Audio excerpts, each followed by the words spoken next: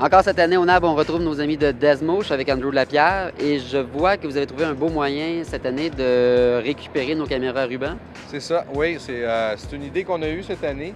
Évidemment, comme maison de location Vidéo MTL, on a plusieurs caméras et la tendance de tourner sur les cassettes, avec le tsunami de l'année dernière, la pénurie de cassettes et tout ça, a comme poussé les producteurs à faire plus confiance aux médias qui sont les disques durs, les cartes et tout ça. Et j'ai eu l'idée d'enlever le mécanisme de cassette d'une HDX 900 et de le remplacer par un Samurai de Atomos et de mettre le disque dur à l'arrière, comme ça, et de tout intégrer. Quand on appuie Start sur la caméra, ça fait l'enregistrement. On a le Tally Light qui est dans le Viewfinder. Tout est incorporé comme si ça faisait partie intégrante de la caméra. Et pour ceux qui ne connaissent pas le Samurai, dans le fond, les formats d'enregistrement, ça ressemble à quoi? C'est un peu standard, là, comme tous les disques durs, les enregistreurs à disque dur. On a le ProRes, HQ, LT, on a les DNX qui vont être disponibles d'ici 3 semaines.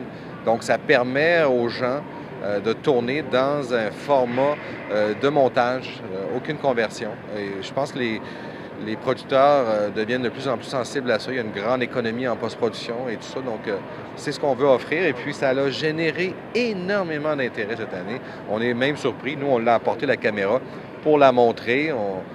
Et puis, si quelques personnes étaient intéressées, on s'est dit on va offrir de faire la conversion. Et c'est impressionnant. Les gens prennent le numéro, disent oui, on va t'envoyer nos caméras et tout ça. Donc, on est très, très excités.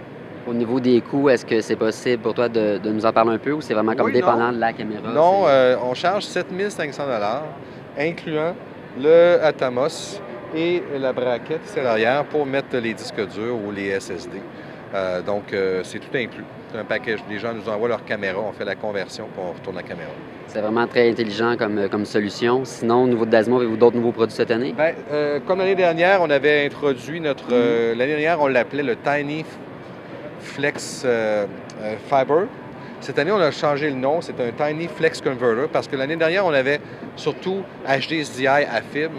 Et cette année, la compagnie qui s'appelle Embryonics, qui fabrique les modules SFP comme ça, c'est une compagnie québécoise, a ajouté le HDMI.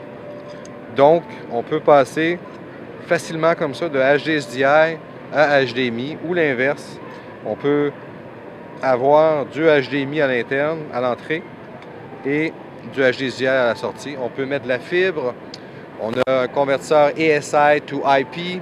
Donc, ça devient vraiment une petite boîte un peu à la Blackmagic, on peut dire, comme AJA. Mais c'est une seule boîte seulement et on n'a qu'à choisir les SFP qu'on a besoin. Donc, ça rend la tâche un peu plus simple pour les gens qui sont tannés d'avoir 20 convertisseurs pour faire tout ce qu'ils ont besoin. C'est une boîte et on interchange les SFP. C'est une deuxième nouveauté qu'on a cette année. On a aussi, au niveau des batteries, cette année, comme l'année dernière, on avait les batteries d'Asmo qui étaient seulement V-mount. Cette année, on a fait ce qu'on appelle le side mount. Side mount pour dire compatible avec Anton Bauer. Ce qui veut dire que là, on a la monture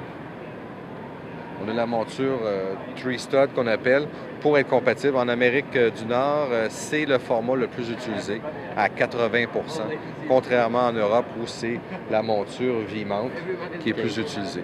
Donc, c'est les nouveautés qu'on a cette année qui ont intéressé beaucoup de gens. On est très contents cette année. Si on veut plus d'informations, on peut toujours aller visiter le site de Desmo. DesmoBatterie.com. Génial, mais merci beaucoup, Andrew. Merci, ça fait plaisir.